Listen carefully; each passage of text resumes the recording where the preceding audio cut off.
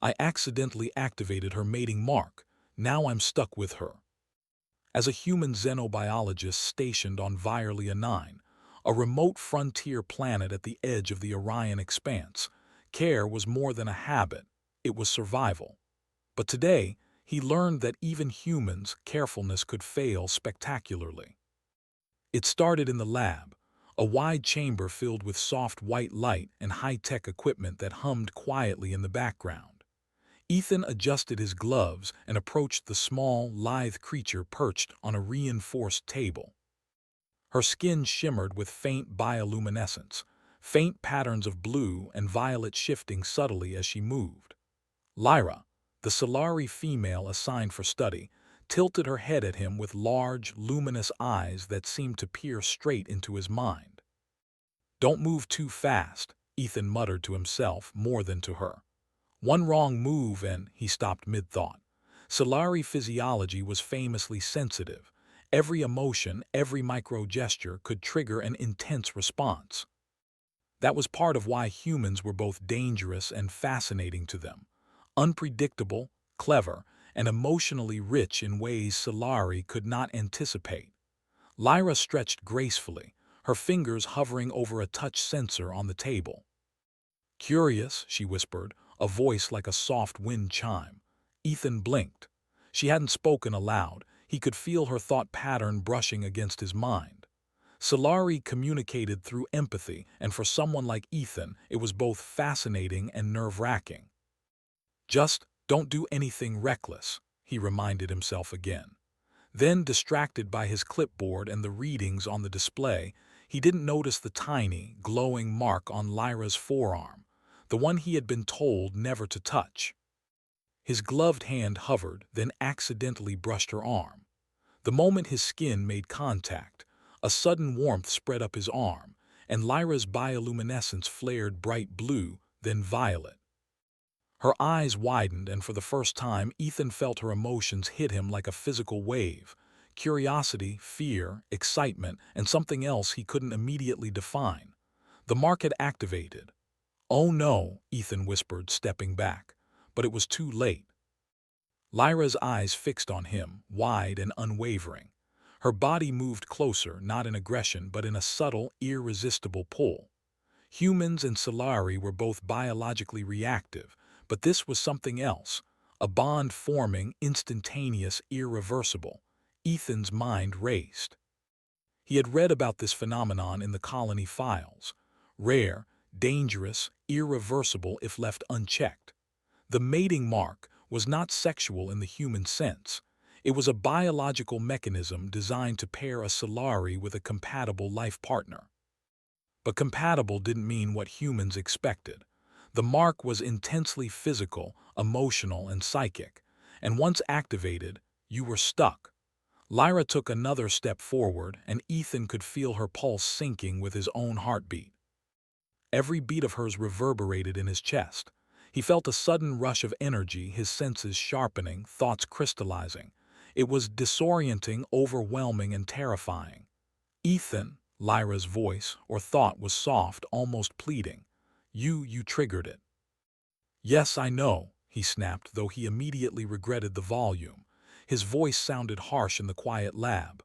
"I didn't mean to, Her eyes narrowed slightly. There was no anger, only expectation. She leaned closer, and suddenly Ethan realized she was following him wherever he moved. He stepped to the side, and she mirrored him, a few inches behind, gliding with perfect balance. "Okay," he muttered under his breath. "This is bad. This is really bad." He grabbed his datapad, flipping through emergency protocols. Quarantine, biolock, neural dampeners, all options for controlling the bond.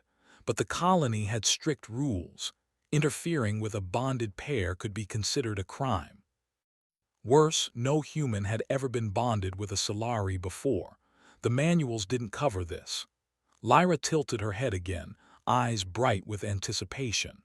Her body hummed faintly, an energy Ethan had never experienced, a subtle resonance that seemed to fill the room.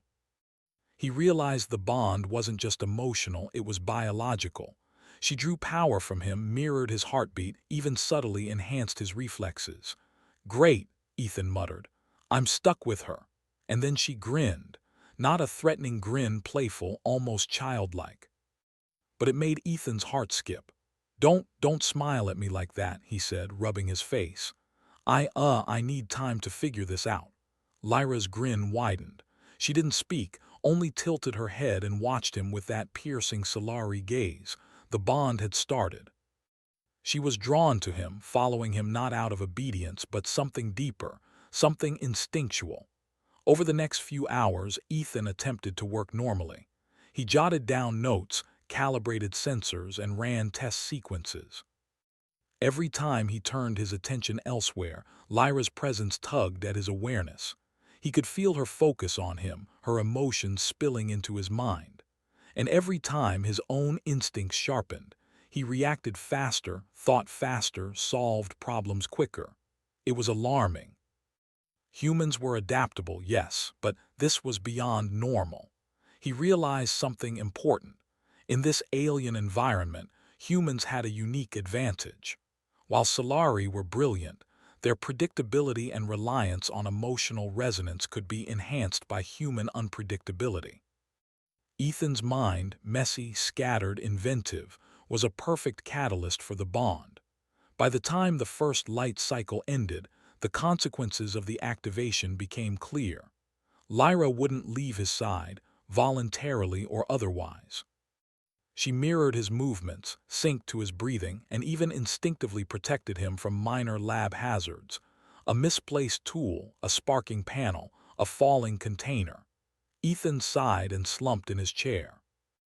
"All right, we need rules," he muttered aloud, half expecting her to understand. "You stay there, you don't interfere with experiments, and don't follow me everywhere." Lyra cocked her head, glowing softly, and Ethan could feel the faint ripple of amusement, or maybe curiosity, wash over him.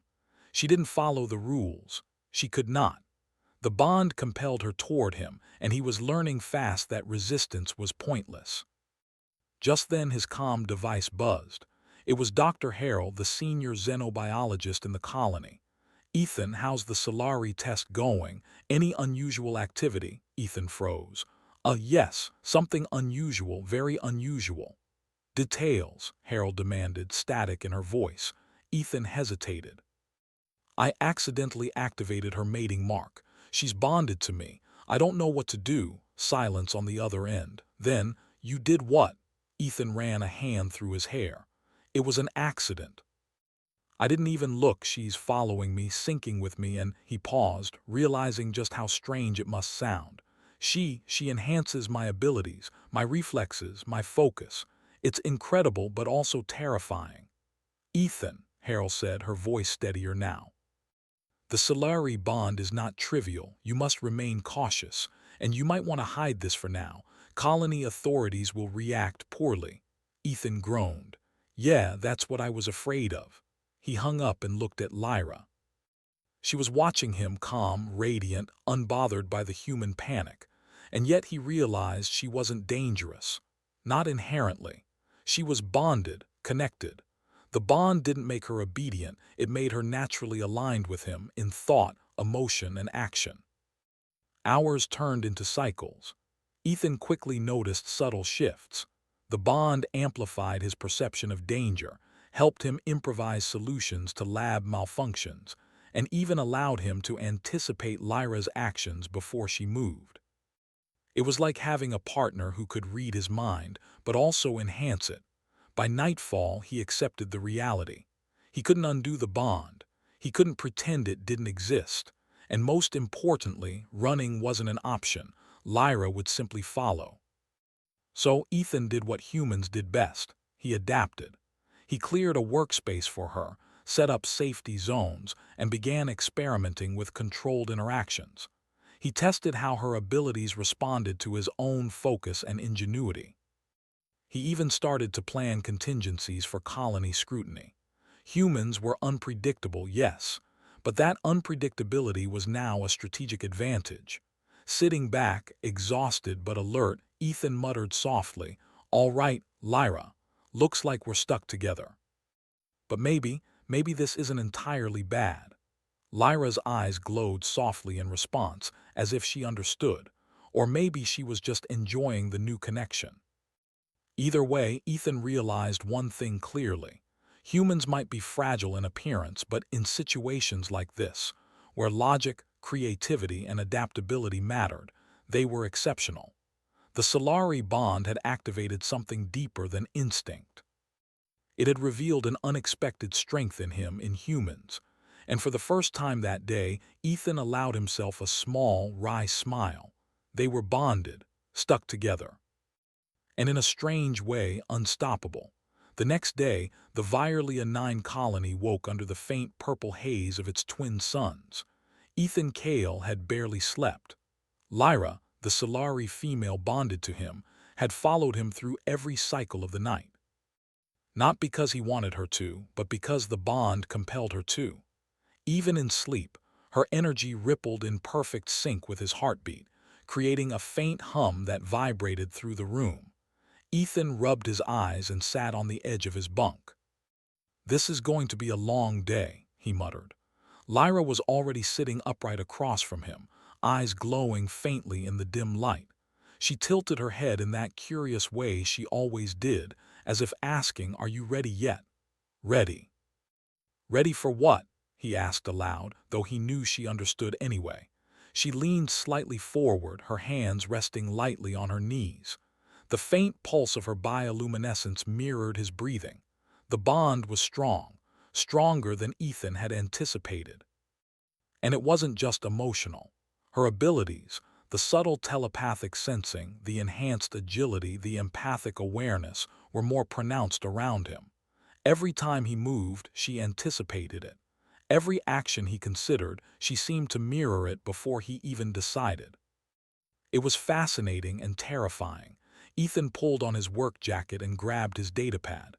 "Okay, new rules," he muttered. "1. You don't interfere unless I say. 2. You stay within the lab zone unless I say. 3. You do not cause trouble." Lyra didn't respond. She didn't need to. The bond itself made her aware of his intentions. Still, the playful tilt of her head suggested she might ignore all 3 rules anyway. They entered the lab together. Ethan began running controlled experiments on Solari neural resonance, trying to observe how the bond influenced both his cognition and Lyra's abilities. Normally, Solari empathic response was subtle, but with the bond, it was amplified. Ethan noticed small things immediately. A subtle flick of her hand synchronized with his notes, a shift in her breathing matching his thinking rhythm. And then the alarms went off. A small storage container had begun leaking a volatile chemical, something harmless to humans but potentially deadly to Solari. Lyra reacted instantly. She glided forward, lifting the container with effortless grace, moving it to a safe area. Ethan's heart skipped. He hadn't even told her to do it. She simply knew what needed to be done. He frowned. Unpredictable yet perfectly in sync. Humans might be messy, but this bond amplifies us both. Ethan realized the first major lesson of the day. While Lyra was powerful, the combination of human ingenuity and the bond created a synergy that neither could achieve alone. It was subtle but important. By mid-cycle, Ethan had noticed something else. Colony chatter. Small comments from other xenobiologists. Something about a bonded pair causing curiosity. And curiosity on Virlia 9 wasn't harmless. Word spread fast. "Ethan Cale," a voice hissed outside the lab door. He peeked through the frosted panel. A security officer stood there, shifting uncomfortably. "I heard some things about the Solari bond." Ethan's pulse quickened. Yes. It's a controlled experiment," he said. Lyra's eyes glimmered behind him, perfectly calm. The officer raised an eyebrow. "A controlled bonding? Are you bonded?" "Yes," Ethan admitted reluctantly. "But it's safe. We're monitoring the effects." The officer glanced at Lyra, her glowing eyes fixed on him. He shivered slightly. Humans might be clever, but Solari presence had always been unnerving. "Keep it quiet," he muttered, then left. Ethan exhaled. Great, now everyone knows. Lyra tilted her head and the faint hum of the bond seemed amused. Ethan ignored it. He had bigger concerns, external threats. In the past few hours, he had noticed unusual readings outside the colony. Small vessels moving near research zones, strange energy pulses. Not enough to cause an alarm, but enough to suggest someone, or something, was observing them. He realized with a sinking feeling that the bond made them a target. Smugglers, bounty hunters, or even rogue scientists would see a bonded human-Solari pair as high value. Lyra's presence alone amplified abilities. A pair like them could be weaponized, studied, or worse. Looks like hiding isn't an option, Ethan muttered. We're going to have to be proactive. He turned to Lyra. We need a plan. You follow my lead, but stay alert. Bonded or not, we're still humans in Solari. Alone, we're predictable. Together, he shrugged. Unstoppable, maybe. Lyra's pulse brightened slightly. That was agreement, or at least understanding. The first test came sooner than expected. Around mid-cycle, alarms blared throughout the colony. Ethan and Lyra were in the lab when the lights flickered, signaling a breach. He rushed to the observation window. Outside, a small group of unknown vessels hovered near the colony's perimeter. They weren't part of the official traffic. "They've found us," Ethan muttered. Lyra stepped closer, her hand brushing his arm. The bond vibrated, her empathic energy flowing into him. He could feel her assessment, danger, movement patterns, potential exits. Together, their minds synchronized in a strange but effective way. "Follow me," Ethan whispered. He led her through maintenance corridors, away from the main observation area.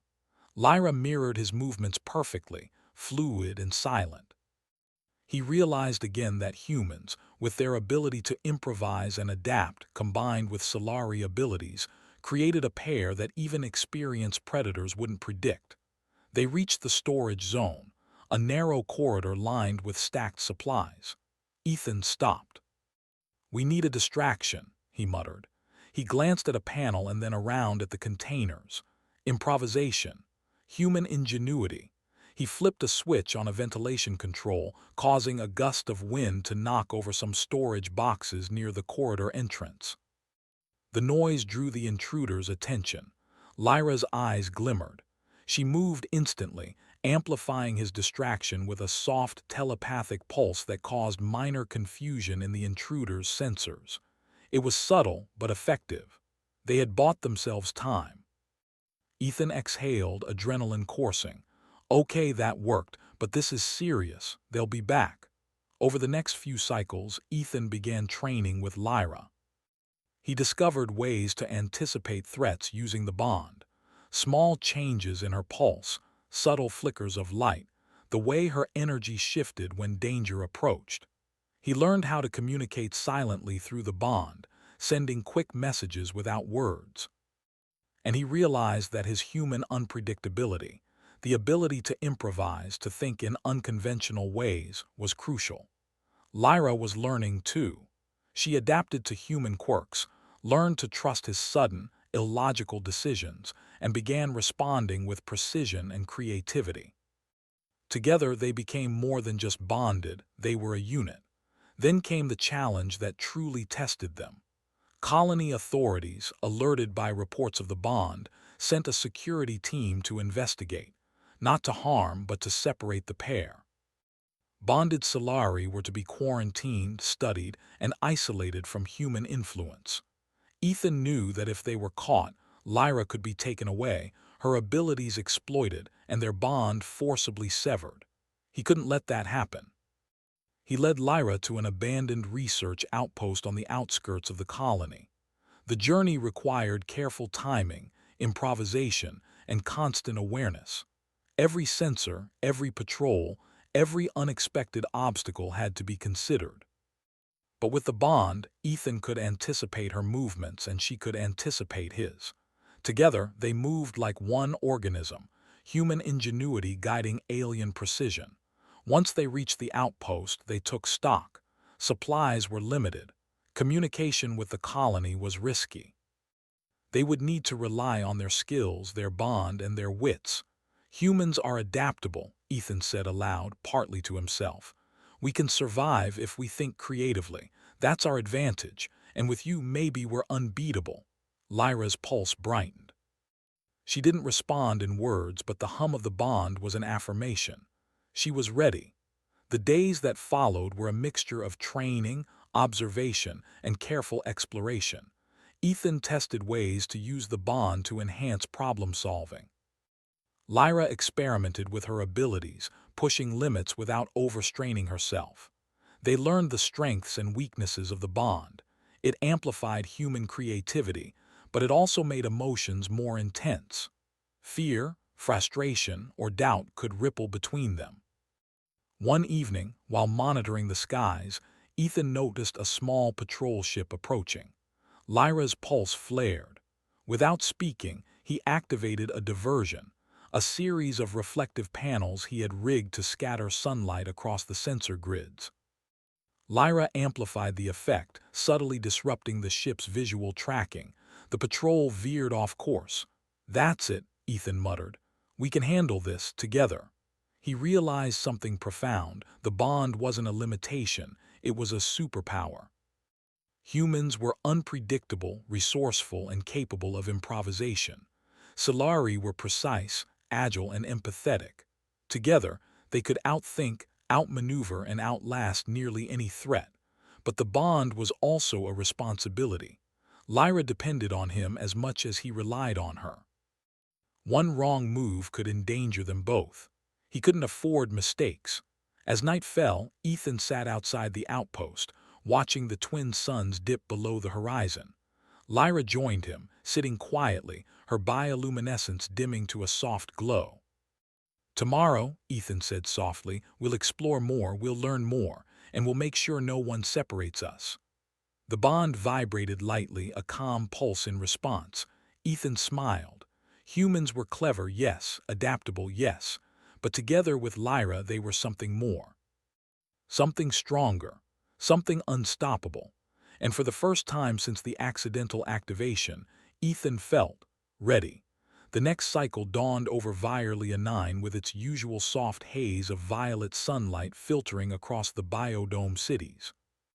Ethan Cale stood at the edge of the abandoned research outpost, surveying the distant horizon. The twin suns cast long shadows across the jagged terrain, and in the distance, he could see faint glimmers, vessels moving near the colony perimeter. He knew the threats were still out there. Smugglers, rogue scientists, perhaps even bounty hunters. They had heard whispers of a human bonded with a Solari. That made him and Lyra valuable, dangerous but valuable. Lyra appeared beside him, moving silently as always. Her bioluminescent skin shimmered faintly in sync with his heartbeat. The bond had grown stronger, deeper. It was no longer just an emotional or biological connection. It was tactical. Every thought, every plan, every instinct was enhanced when she was near. Ethan exhaled. "All right, Lyra, today we see how far this bond can take us. No more hiding." Lyra's pulse brightened, a soft affirmation. She had begun to understand human improvisation, and he had learned to trust her instincts. Together, they were a unit, a team that neither humans nor Solari alone could replicate. Their first challenge came sooner than expected. While surveying the surrounding landscape, they noticed a faint energy pulse in the distance, unlike anything natural on Violia 9. Lyra's eyes glowed, her senses alerting her to the presence of unknown technology. "They're here," Ethan whispered. "Someone's trying to track us." Without hesitation, they moved. The terrain was harsh, jagged rock formations, toxic moss patches, and sudden drop-offs, but the bond allowed them to navigate effortlessly. Ethan's ingenuity combined with Lyra's agility made them nearly invisible to the sensors monitoring the area. They reached a narrow canyon, the walls rising like cliffs on either side. Lyra paused, her hand brushing Ethan's arm, sending a subtle pulse through the bond. He felt her assessment, traps, sensors, and a possible ambush further ahead. "Good," he murmured. "I see it too." We improvise.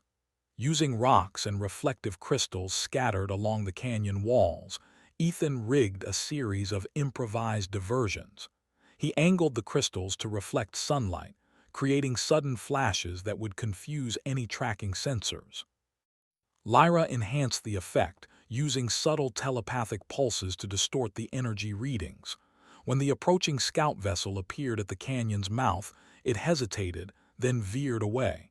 "Perfect," Ethan said, adrenaline coursing. "We're getting better at this."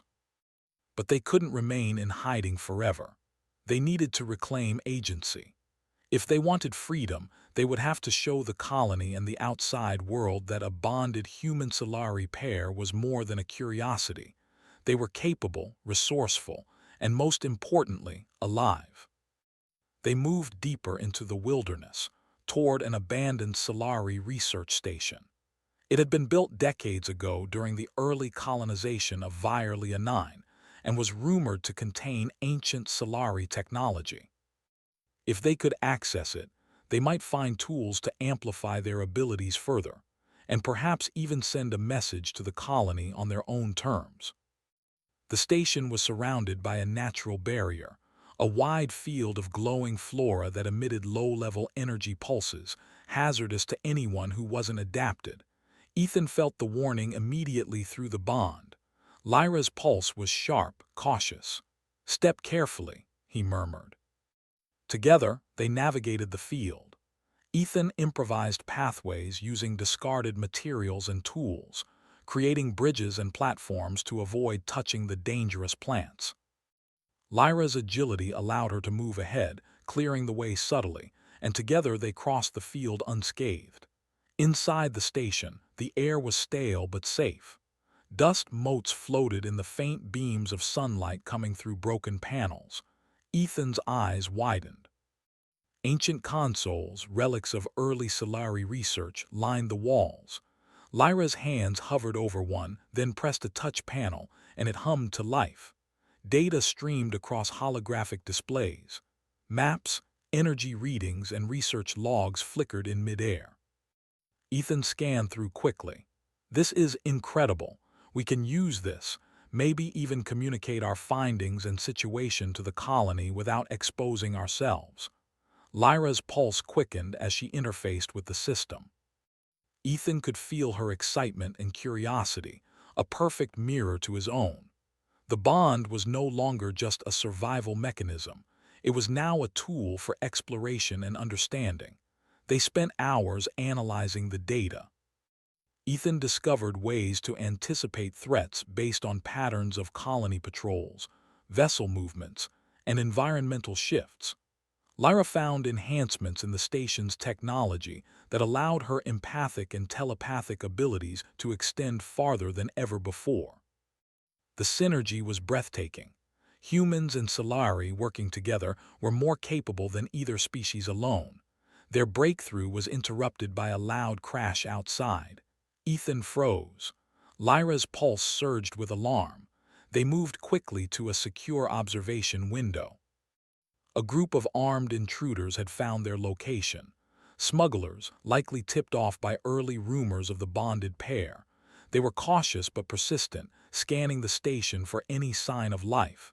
Ethan's mind raced. He needed a plan fast. "Lyra," he whispered, "we can't outrun them, but we can outthink them." Using the station systems, Ethan created false energy readings and holographic duplicates of themselves, scattering them across different corridors. Lyra amplified the illusions, subtly manipulating the intruders' sensors with her empathic signals. The intruders hesitated, unsure which way to move, giving Ethan and Lyra time to prepare their counter.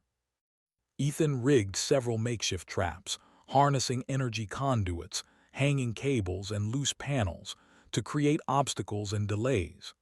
Lyra positioned herself near a central passage, her presence amplifying the trap's effectiveness. When the intruders advanced, they were met with sudden, confusing disruptions, flashing lights, pulsing energy fields, and the uncanny feeling of being observed from multiple directions. "Human ingenuity," Ethan muttered under his breath. and a little Solari help. The intruders eventually retreated, frustrated and bewildered.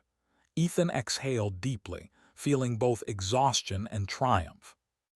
They had survived unscathed because humans could improvise in ways the intruders hadn't predicted, and because the bond allowed them to synchronize seamlessly. As night fell over the station, Ethan and Lyra settled in a secure room. The bond pulsed softly, a calming rhythm after the chaos. Ethan looked at her. "We're stronger together than I ever imagined." Lyra's eyes glimmered, the bioluminescent glow reflecting agreement. The bond wasn't just a survival tool, it was a partnership. The following cycles brought new challenges. They encountered rogue weather patterns, alien wildlife, and sporadic patrols from the colony itself, still unaware of the situation's full complexity. Each challenge tested their coordination and ingenuity. Ethan improvised devices from the station's remaining supplies, communication relays, energy shields, and even small traps to mislead any trackers. Lyra's abilities complemented every action, from subtle telepathic interference to agile manipulation of the environment. Through these trials, Ethan learned something profound. Humans were uniquely capable of adapting to unpredictable conditions, and in combination with alien abilities, they could achieve feats that neither species could alone. The bond magnified this, turning unpredictability into a strategic advantage. One cycle, while scouting near a crystalline lake known for its reflective surfaces, they encountered a massive predator native to Vierlia 9. Its sleek form glinted in the sunlight, and it moved with terrifying speed. Lyra's pulse surged, alarm, fear, and instinctive defense. Ethan assessed quickly. Running would be futile. He improvised a series of diversions using loose crystals and reflective surfaces. Lyra coordinated the distractions with her empathic pulses, subtly confusing the predator. Together, they navigated a narrow canyon, dodging the creature's swift attacks. By the time they reached safety, Ethan's heart pounded. "That was close," he gasped. Lyra's pulse slowed, matching his own. She tilted her head, her eyes softening. The bond had once again enhanced their coordination, turning danger into an opportunity to learn, adapt, and survive. As the twin suns set once more, casting long shadows over the wild landscape, Ethan reflected on everything that had happened. The accidental activation of Lyra's mating mark had initially felt like a disaster. But now, after cycles of survival, exploration, and challenge, he realized it had created something extraordinary. Humans were resourceful. Humans were unpredictable. Humans could improvise, adapt, and innovate in ways alien species often could not.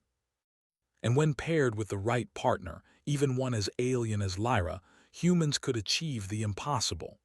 Lyra moved closer, her hand brushing his arm lightly. Ethan felt the bond pulse gently, a quiet affirmation of trust, understanding, and mutual respect. "We're ready for anything," he said softly. "Together, nothing can stop us." Lyra's pulse brightened, a subtle glow spreading across her skin. The bond was no longer just a connection. It was a strength, a weapon, and a partnership. They were a unit, a team that combined the best of human adaptability and Solari precision. And as night fell over Vierlia 9, Ethan Cale smiled for the first time in cycles. The accidental activation of her mating mark had turned into something far greater than either of them could have anticipated. Humans and Solari together were unstoppable. The galaxy might not be ready for them, but they were ready for the galaxy.